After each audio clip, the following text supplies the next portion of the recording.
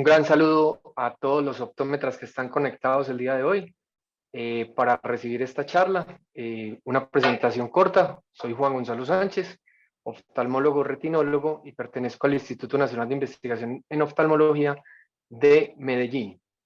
Y en este día vamos a compartir una conferencia sobre enfermedades de la mácula. Quiero hacer mucho énfasis que está muy dirigida a optómetras. Si en algún momento algún médico general o un internista también estará conectado en este momento, pues va a poder disfrutar un poco sobre más que todo clínica. Vamos a dejar a un lado lo que es la parte de tratamiento, pero yo sí quiero ubicarlos un poco más acerca de esa partecita importante a nivel ocular y de la retina que se llama la mácula.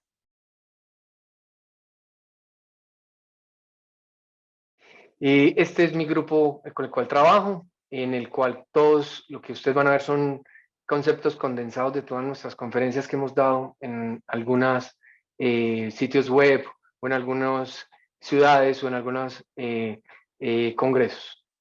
Estos son mis financial disclosure y quiero comenzar aquí con un poco de anatomía. A esto lo que nos vamos a dedicar en este momento es la retina. Ahí ven la imagen, esto es una imagen a color de la cual es sacada de una cámara California, en la cual tenemos 220 grados y por eso podemos ver una gran extensión de lo que es toda la retina. Y nos vamos a dedicar a este pedacito. Es la parte que está incluida entre las arcadas vasculares y el nervio óptico. Esto es lo que nosotros llamamos la mácula. La foto que ustedes ven, podríamos llamarla que es una foto del polo posterior. Es muy importante tener este parámetro de indicación en que sí están localizados para poder encontrar cualquiera de las enfermedades que vamos a hablar en este momento, y es encontrar y saber dónde está el nervio óptico. Pero yo no puedo dejar de hablar de eso sin que ustedes puedan también examinar el resto de la retina, y por eso tienen todas estas flechas que hay acá, en el cual indica que es la retina periférica. Porque muchas veces enfermedades que ustedes van a ver a nivel de la mácula están involucradas porque hay otra enfermedad a nivel periférico. O lo contrario, lo que están viendo a nivel de la mácula también va a tener algunas manifestaciones clínicas a nivel periférico. Entonces, hago bastante énfasis en tener una buena imagen. Las fotos son fáciles de tomar actualmente. En casi todas las instituciones oftalmológicas encuentran una cámara fotográfica de la cual se pueden ayudar en caso de que tengan alguna duda. Pero dos, creo que hacer un buen fondo de ojo, idealmente poder llegar a esos 220 grados es un poco más complejo porque van a necesitar lo que es un oftalmoscopio indirecto, pero con un oftalmoscopio directo pueden llegar más o menos a los 35 grados que nos van a importar el día de hoy, que es la mácula de los que yo les mostré ahora. Pero yo no puedo hablar de la mácula y de la retina sin hablar de ese espacio que está relleno o está lleno por lo que se llama el vítreo. Y es esa imagen que ustedes ven aquí que tiene unos espacios vacíos, que nosotros lo llamamos lagunas, y va a ser muy importante porque él está pegado a esa interfase retiniana. Entonces lo llamamos la interfase vitreoretinal. Aquí la ven en un color de grises y aquí se ve mucho más claro a nivel de colores que la parte roja es la parte de retina, verde y los espacios negros que están viendo ahí la parte del vítreo. Yo no puedo hablar de las enfermedades maculares sin primero hacer un énfasis en lo que son los síntomas y los signos. Y creo que es muy importante que nosotros creamos en el paciente, creamos en lo que él nos está relatando.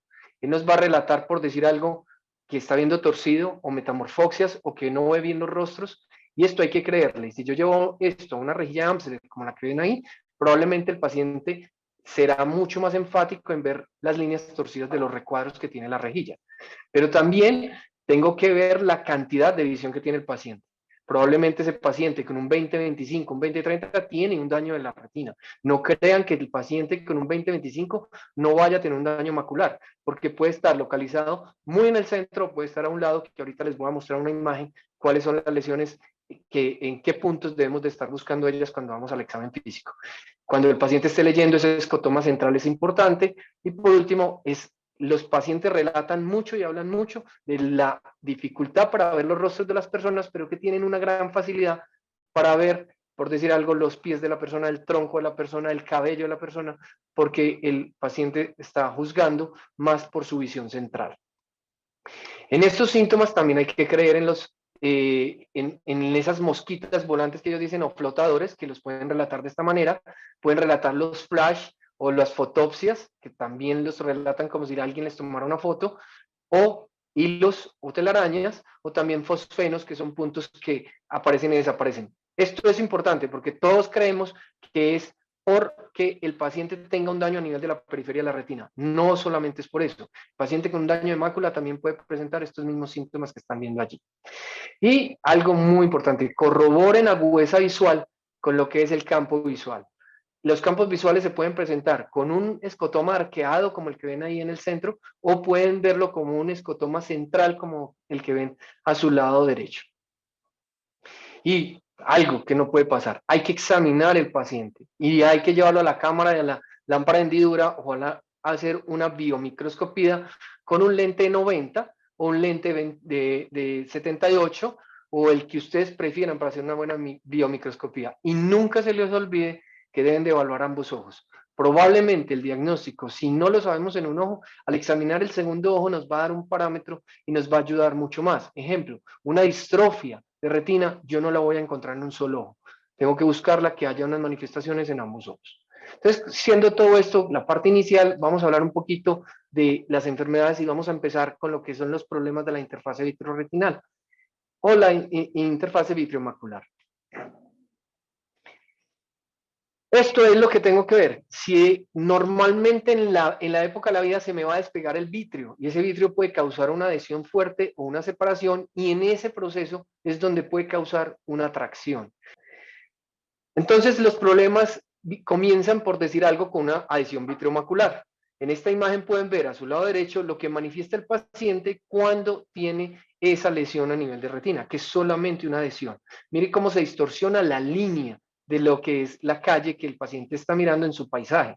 Pero si yo dejo que esto avance y llegue a una tracción, mire cómo no solamente la línea, sino toda la imagen, hasta la imagen de las personas. Y si lo llego a un estado peor, lo dejo pasar, un agujero macular me va a dar un escotoma central donde el paciente relate que no ve nada a nivel del centro. Entonces, ¿cómo lo voy a buscar? Tengo que sospecharlo.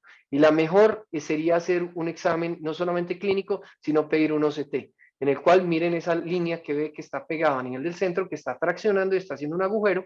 Y nunca se les olvide que si un paciente tiene en un ojo una lesión de problema de interfaz vitreoretinal, tengo que evaluar el siguiente ojo, porque de un 20 a 30% de los pacientes pueden llegar a presentar una tracción, un agujero o en sí otras lesiones como son las membranas epirretinianas, que las vemos acá. Recuerden que tenemos membranas epirretinianas leves a severas. Las más leves es como la que ven en el OCT, que no hay una distorsión de la anatomía. La llamamos, según la clasificación de Donald Gars, una membrana epirretiniana en celofán. Pero ya ven la de la izquierda superior, en la cual es una imagen un poco más distorsionada, que lleva los vasos a que se rectifiquen, pero todavía no en una imagen como que forme unos pliegues. Eso es lo que llamamos una membrana epirretiniana grado 1. Y miren ya las de abajo, donde hay una rectificación marcada, donde hay una lesión grisácea, una lesión amarilla y hasta una hemorragia en la imagen inferior derecha que ustedes están viendo. Entonces, ¿esto qué va a dar? Distorsión de las imágenes en los pacientes, va a dar escotomas, o los pacientes van a reinstalar fosfenos. Entremos un poquito de degeneración macular asociada a la edad, que la encuentran muchos, ya se está hablando mucho como la sigla, el DMAE. En el DMAE, lo primero, existe unas clasificaciones que son clínicas y unas clasificaciones de un comportamiento de acuerdo a los exámenes. Las clasificaciones de acuerdo a los exámenes se han abandonado un poco y es cómo se manifiesta ese líquido que entro yo en la angiografía fluorescénica, si ese líquido se extravasa rápidamente o está oculto. Entonces hablábamos de membranas neovasculares clásicas o membranas neovasculares ocultas, cuando estamos hablando de degeneración macular relacionada a la edad húmeda. Pero para mí, algo que les quiero dejar el día de hoy se llama la localización. ¿Dónde debo yo buscar lesiones? Debo buscarlos en subfoveal, que es en todo el centro, yuxtafoveal, que es a una micra del centro pero sigo siendo en mácula, parafoveal, que no toca la zona vascular foveal, y puedo encontrar lesiones que me indiquen que es una degeneración macular en la zona periscal. Entonces, ahí les queda, los puntos blancos es donde tengo que ir a buscar si estoy sospechando un paciente con una degeneración macular. Nunca podemos decir que un paciente tiene una degeneración macular sin tratar de clasificarlo como seco húmedo. En la clasificación seca hablamos que el paciente no tiene vasos que estén llegando a nivel de la retina y solamente son drusas, cambios pigmentarios o atrofia geográfica que se los voy a mostrar en otras fotos. Y ya la húmeda es cuando ya hay unos vasos, una hemorragia o un sangrado que habla de que ya hubo una ruptura de alguna de las capas de la retina que nosotros llamamos la membrana de Bruch y que los vasos de la coroides están pasando por allí y están superficializándose y están obstruyendo lo que es esa imagen y nos están dando los síntomas de metamorfoxias o los síntomas de escotoma o los síntomas de mala visión. Ahí ven en la parte inferior un OCT, donde también deberíamos hacer una clasificación de las drusas, porque esto nos va complicando un poquito más en la generación macular, porque resulta que hemos encontrado que al cambiar la clasificación de las drusas, hay unas drusas que son mucho más agresivas para que el paciente termine haciendo una degeneración seca, y al terminar en una degeneración seca, hasta el momento ustedes saben que no tenemos un tratamiento. Pero si hay otras drusas, como son las de blandas, las que son pequeñas, medianas, estas tienden a no ser tanto, a hacer una evolución tan rápida a unas cicatrices atróficas como son las degeneraciones, las atrofias geográficas. Y aquí ven algunos tipos de drusas. En el lado izquierdo superior son unas drusas pequeñas. En la foto superior derecha ven unas drusas mucho más grandes o medianas, que son más o menos de 125 micras. Las drusas inferiores ya tienden a confluir, ser más grandes, y las decimos que son drusas duras. Y la inferior a mano derecha ya son una combinación de pequeñas, grandes y medianas. Cuando tenemos esta combinación, más bien vale la pena que uno podría decir, el paciente tiene drusas y tiene drusas grandes, que uno habla por las de peor pronóstico o las que tienen más inferencia con la evolución del paciente. Con que uno como optómetra, con que médico general o como internista diga tiene drusas, para mí es más que suficiente. No importa que no podamos clasificar. Y lo que genera esto es la atrofia geográfica. Ven en esta lesión, en esta fotografía, ven a nivel del centro que se traslucen los vasos de la coroides. Eso no es gratis, es porque se ha perdido lo que es el epitelio pigmentario, que es el pigmento que hace una división entre la retina y la coroides. Las membranas neovasculares las podemos ver manifestadas de muchas maneras. Una de esas es una lesión grisácea, rectificación de vasos y que veamos un vaso mucho más grande, como vemos a nivel de esta foto. Y aquí diríamos que es una lesión subfoveal, o como esta que vemos unos exudados circinados porque están alrededor de una hemorragia y de la membrana que está a nivel subfoveal. O también, ya hablando de cuestiones mucho más severas, puedo tener una membrana neovascular con unos daños fibróticos que me forman esas lesiones amarillas que ustedes están viendo en la imagen que acabamos de aparecer. Esto es lo que ustedes conocen como la clasificación AREDS. ¿Por qué es importante la clasificación AREDS? Yo no voy a leerla acá, creo que la deben de tener ahí. Es porque la clasificación AREDS nos va a hablar de la pronóstico de qué tanto puede tener el paciente riesgo de pasar de leve, moderado hasta severos de su caso. Aquí también nos ha servido porque en la AREDS 3 es donde podemos llegar a pensar que el paciente pueda necesitar algo multivitamínico. Pero lo importante es que sepan que existe una clasificación que habla de severidad y que nos da un pronóstico de las posibilidades de cuánto puede pasar el paciente de un estado leve a un estado más severo. Existen unas nuevas membranas que hemos hablado porque a medida que hemos tratado los pacientes con degeneración con los años, uno empieza a analizar pacientes que no van mucho mejor que otros, y entre esos está la vasculopatía polipoidea. Y es que las lesiones de la membrana se manifiestan como unos pequeños pólipos del vaso, y esos pólipos exudan porque son muy permeables y hacen lesiones tan grandes como las que ven ahí a nivel del OCT, que levantan mucho la retina, pero se dan más a nivel peridiscales, y aunque creíamos que no eran más a nivel de Colombia o de Latinoamérica, porque son enfermedades que eran más a nivel de los orientales, sí tenemos que buscarlas aquí porque sí tenemos pacientes con esto, y desafortunadamente son pacientes que hay que identificar rápidamente porque su tratamiento temprano nos va a ayudar a un buen pronóstico. Y el espectro paquicroideo, que vemos que son degeneraciones maculares un poco distintas, porque como ven en la imagen, no son pacientes que se presentan con drusas, pero sí hacen unas membranas neovasculares de difícil manejo. Entonces, También cuando vean esos pacientes de edad mayores de 55 años con alguna lesión, que no es claro que sean drusas, membranas neovasculares, pero que sí les parecen a algo, sospechen esto, que es el espectro paquicoloideo. Pero no todo lo que vemos a nivel de la mácula es degeneración macular relacionada con la edad. Tengo que tener presentes diagnósticos diferenciales de la DMAE, como esta imagen que ven usted al lado izquierdo, que es una imagen de una oclusión venosa de rama retineal con edema macular y con unos exudados circinados alrededor de la fóvea. Y el del lado derecho es una paciente con una neuroretinitis en el cual se presenta un edema del disco óptico con unos exudados circinados pero alrededor del disco óptico. Entonces tengo que sospechar en esos pacientes. Miren la angiografía, como en el ojo derecho muestra que esto es una oclusión de una vena, y en el ojo izquierdo ven cómo florece, como hace una lesión blanquecina ese disco óptico, y es porque ese disco está edematizado y está dejando salir el medio de contraste.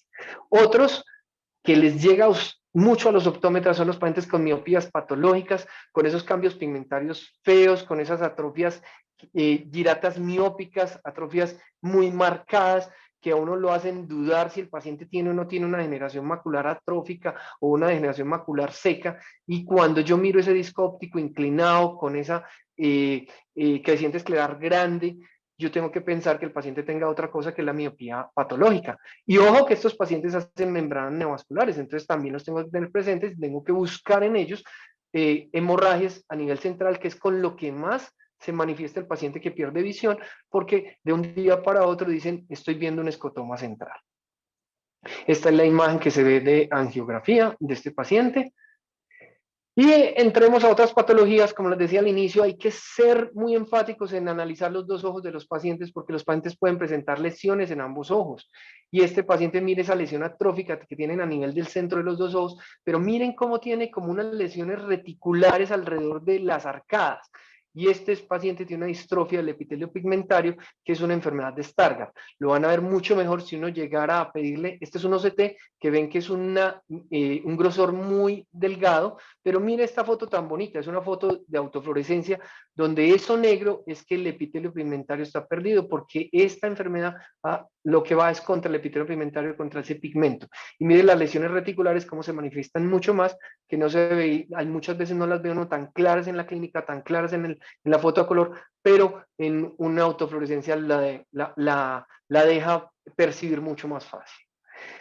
Las distrofias en patrón, miren estas lesiones que uno podría pensar que son drusas, pero son pacientes con muy buena visión, que son lesiones que han tenido desde muy jóvenes, no mayores de 50 años, y son bilaterales simétricas. Vean con la autofluorescencia cómo se ve bonita, es una distrofia en patrón del paciente. Entonces, que nos quede en este momento retomar que no todo lo que es puntos amarillos van a ser drusas, pueden ser otras lesiones y hay que sospecharlas de acuerdo a la edad del paciente, y por esto hay que hacer como un englobe de todo el cuadro clínico que tenga el paciente.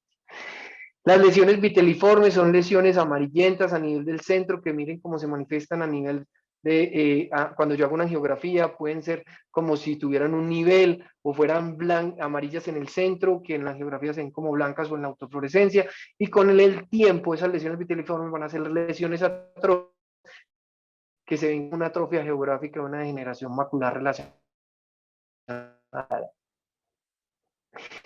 Miren en el OCT cómo se observa esas lesiones viteliformes, como en esta fotografía negrita se ve mucho más la lesión en el ojo derecho, perdón, en el ojo izquierdo del paciente, que está en todo el centro de la imagen.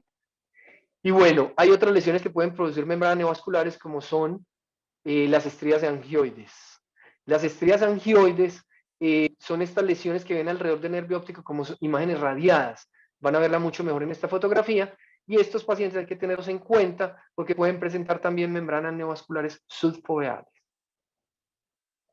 Este es un paciente con una coropatía serosa central. Mire esa imagen como en lágrima, el cual uno ve una lesión atrófica a nivel del centro, pero ve también cambios pigmentarios que se van derramando hacia el paciente. Esto es una coridopatía serosa central severa, da más en pacientes jóvenes, entonces lesiones atróficas a nivel del centro hay que sospechar. En pacientes jóvenes sospechen la coridopatía serosa central. Hablemos un poquito de retinopatía diabética. Yo no quiero hablar de la clasificación la encuentran en cualquier parte. Yo lo que quiero es que cuando vean imágenes como esta sospechen que el paciente tiene una retinopatía diabética. El paciente puede ser diagnosticado por una evaluación optométrica o una evaluación de oftalmología o de retina como un diabético. El paciente nunca saberlo. Muy frecuente en pacientes mayores o pacientes que son diabéticos tipo 2 que no son insulino requirientes. Miren estos exudados con esos microneurismas, con esas hemorragias, hay que sospechar un edema macular y una retinopatía diabética, que ya cuando llevo a hacer otros exámenes con la angiografía, como el OCT, pues miren ese edema que se ve lleno de quistes, espacios llenos de líquido que se ven en el OCT, que es la imagen a nivel inferior, y miren otro paciente con esos exudados marcados, duros, que hablan de que hay unos vasos incompetentes que están dejando salir ese líquido. O cosas tan sencillas como una mancha blanco-algodonosa que la están viendo ahí a ese nivel, lo que son infartos de las capas de fibras, pero miren el nervio óptico, ese nervio óptico tiene unos neovasos, sospechen la retinopatía diabética proliferativa, que si le hago una angiografía mire cómo filtra, son vasos malos, que son porosos, por lo tanto dejan salir el líquido y hacen todos los daños que ustedes ya conocen. Búsquenlo en 360 grados, en la retina periférica, por eso les traigo esta foto. Recuerden que no es solamente la mácula, cualquier microneurisma, 2 o 3 microneurismas ya hace diagnóstico de retinopatía diabética. Y pacientes con retinopatía diabética hay que mirar la mácula porque el 33% de los pacientes pueden tener hasta un edema macular. Esto es una angiografía donde muestra una imagen bastante severa y casos tan complejos como este, una retinopatía diabética con mucha neovascularización, y a ustedes les puede quedar claro que este paciente ya tiene un desprendimiento de retina traccional al cual no quisiéramos llegar porque su pronóstico disminuye mucho. ¿Por qué no quisiéramos llegar? Y hago énfasis. Muchos pacientes no consultan porque van donde un optómetra solamente hizo una evaluación de sus lentes, se le olvidó mirar retina y así tenga una aguja visual de 20/20 porque su fobia estaba bien, resulta que a nivel periférico ya estaba haciendo tracción y ya estaba haciendo unas neovasos y un desprendimiento de retina. Entonces, tengámoslo presente también de preguntarle los antecedentes personales al paciente. Miren cómo se ve en una magnificación. Otro paciente con retinopatía diabética, muchas hemorragias en punto, mancha, con una neovascularización. Y estas son las imágenes que vemos en los pacientes con retinopatía diabética ya tratados, son lesiones confluentes que son hipopigmentadas a nivel de cada una de sus lesiones como en el borde, pero a nivel del centro son hiperpigmentadas porque el pigmento en el cual se hizo la quemadura por láser lo que hace es que se redistribuye a nivel central. Así es como se ve en la angiografía y miren que de todas maneras un tratamiento tampoco es perfecto para que el paciente vea bien. Este paciente al lado izquierdo lo que se ve es una isquemia donde en esa angiografía ven un espacio negro en el cual no le está llegando flujo y desafortunadamente está comprometiendo la fóvea y la mácula, le da mala visión. Este es un paciente después de tratado, cuando vean un paciente que no, por algún motivo no pudo llegar a donde su oftalmólogo, retinólogo y vean esa lesión que ustedes ven arriba, es una burbuja de aire que se dejó después de cirugía, no es un desprendimiento de retina, da un color así brillante, pero miren que su retina está completamente adherida.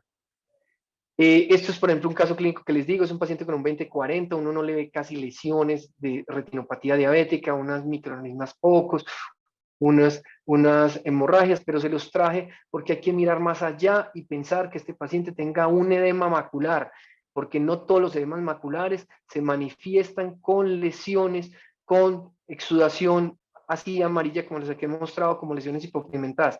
Muchas veces lo único que vamos a ver es que el paciente tenga borrada solamente la zona vascular foveal, como en este paciente que no se ve tan demarcada. Y yo también tengo que tener cuidado con el disco óptico. Como les dije ahorita, también evalúenlo cuando estén evaluando la mácula. Este es un paciente que tiene un PIT del nervio óptico o una foseta del nervio óptico con un compromiso de la mácula.